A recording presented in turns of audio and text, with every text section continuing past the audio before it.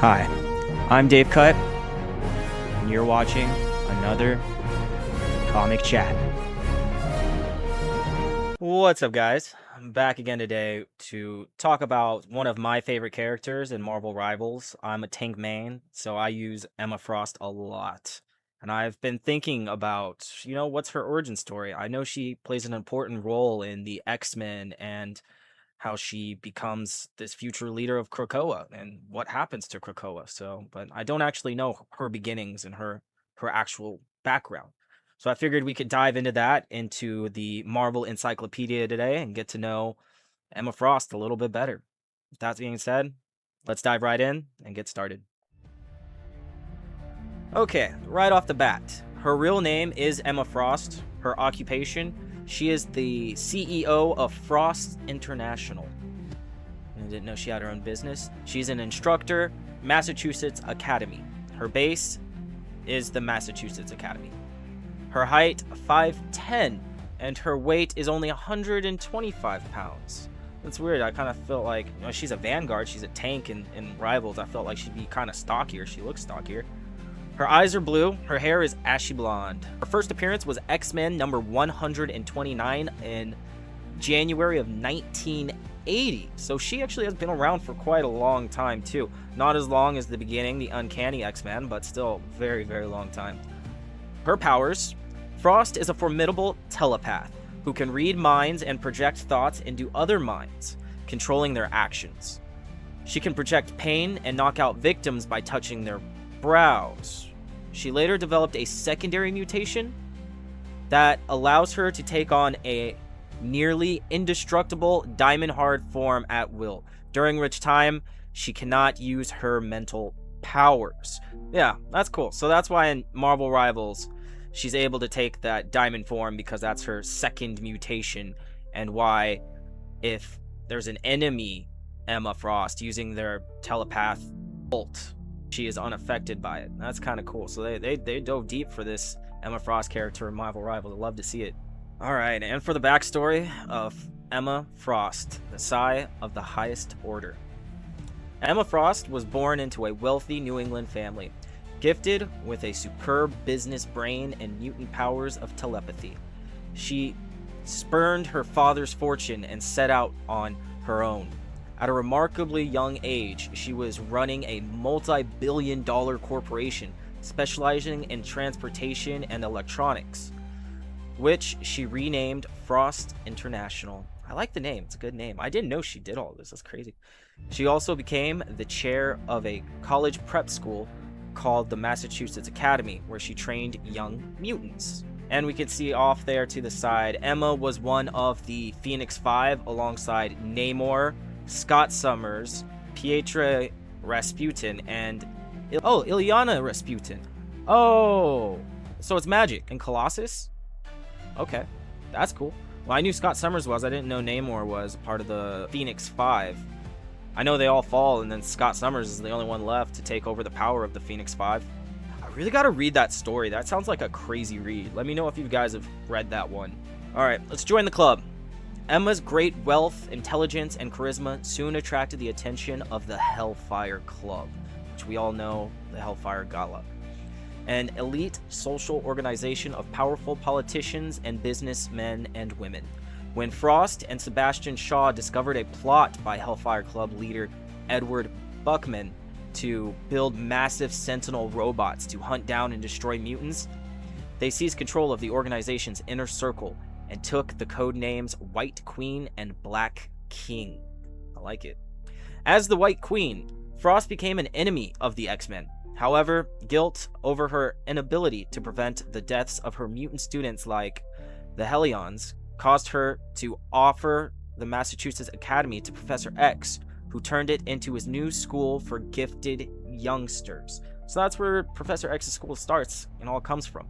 And how she becomes an X-woman, because Emma later joined the X-Men, becoming a mainstay of the team and embarking on a long-run romance with Cyclops. I knew that, yeah. During the Dark Reign, Emma became part of Cabal and led a team of Dark X-Men for Norman Osborn, Sea Green Goblin. However, she betrayed the villain at a critical moment When the X-Men split into two groups, Emma stayed with Cyclops and Utopia rather than leave to teach at Wolverine's new school, the school for Jean Grey. Emma was on the moon when Iron Man's attempt to destroy the Phoenix Force broke it into pieces, and she became one of the Phoenix Five. She was furious when Cyclops took her fragment of the Phoenix Force and became Dark Phoenix, but stuck with him even after the traumatic incident. Which is funny because I know he leaves her for the reborn Jean Grey. That's funny. But fucking Emma's a ride or die, dude. Alright, well, they have the final power play. So, when the Terrigon Mist killed Cyclops, Emma made people believe Black Bolt had murdered him, leading to a conflict between the Inhumans and the X-Men, which is why they hate each other. She was appointed ruler of the mutant territory of New Tion during Hydra's takeover of the US, but was secretly fighting against the terrorist organization. On Krakoa, Emma joined the ruling Quiet Council, serving as the White Queen of the Hellfire Trading Company, the Hellfire Club. The business was responsible for exporting the miracle drugs manufactured by the Mutant Nation, and it was Krakoa's most outward-facing enterprise. Fellow council member Sebastian Shaw served as the company's Black King, and he plotted incessantly to take complete control over the company. However, when he overstepped the mark and murdered Katie Pryde... Wait, he murdered Kate Pryde? She's the girl that could walk through walls. She actually ends up marrying Colossus. Whoa. Emma stripped him of his abilities and left him in a wheelchair. Justice. I don't know. Emma survived the Orcus attack on the mutant Hellfire Gala, yeah, see the fall of the X, and escaped to parts unknown, vowing to continue fighting for the children of Krakoa. You can see they show a little Emma underwent a secondary mutation during the destruction of Genosha, and she can now turn her body into almost impenetrable living diamond, like in the game and like in the movie. If you guys have seen X-Men Apocalypse, Emma Stone is also in there too. She's the one that turns diamond and is working with the bad guy.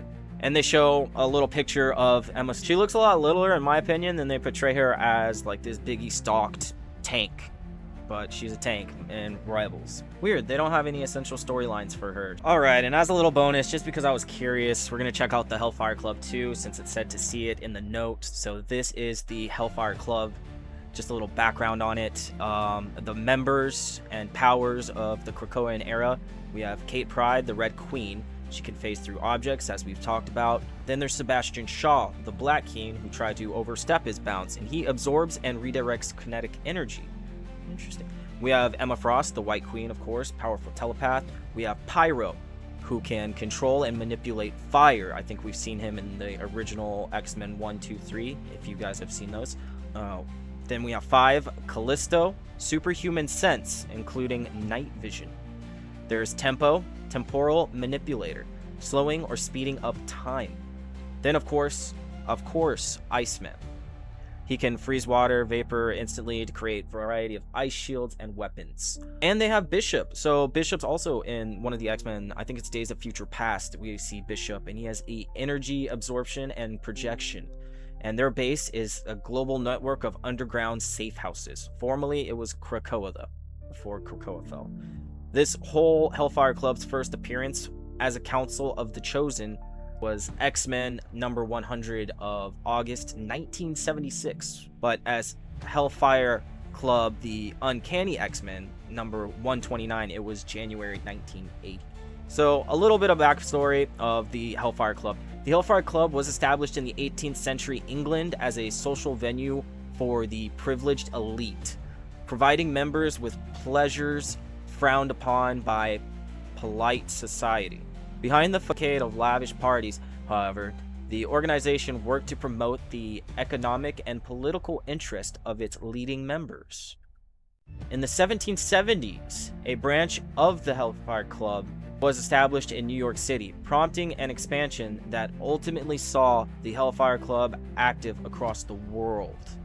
In modern times, mutants Emma Frost and Sebastian Shaw recast the Hellfire Club in their own image. They created the Inner Circle, a secret group whose members assumed the titles of chess pieces. Frost reigned as the White Queen, while Shaw ruled as Black King. To gain admission to the Inner Circle, Mastermind sought to mesmerize Jean Grey, but his plan ran awry when she transformed into the Dark Phoenix. Following the establishment of the mutant nation state of Krakoa, the Hellfire Club was rebranded as the Hellfire Trading Company. Emma Frost oversaw the legitimate side of the business, while Sebastian Shaw dealt in black market operations. The pair vied for dominance, and transferring his responsibilities to Kate Pryde, the freshly crowned Red Queen in the aftermath of the fall of X, Tony Stark Iron Man became the new Black King, and Wilson Fisk, aka Kingpin, became the new White King. The pair joining Frost in their war against the anti-mutant Orchis organization. I mean, at that point, everybody came together to fight back. We can see the founding members. There we have Kate Pryde and her Seafang Marauders sailed out of the Hellfire Bay to undertake a vital mission on behalf of the Hellfire Trading Company. All right. That was actually kind of cool. There's a lot there that I had no idea. She has her own business and organization that she built from the ground up. Frost International. I do love it. And of course, her Hellfire Club. So, yeah, I'm glad we got to look into her and glad we got to learn a little bit more about her. Let me know what you guys thought, how she compares to Marvel Rivals and how her abilities and stuff. I think they did a great job on her. They just made her pretty bulky. But till next time, guys, thanks for tuning in. Thanks for hanging out. Have a good one. Yellow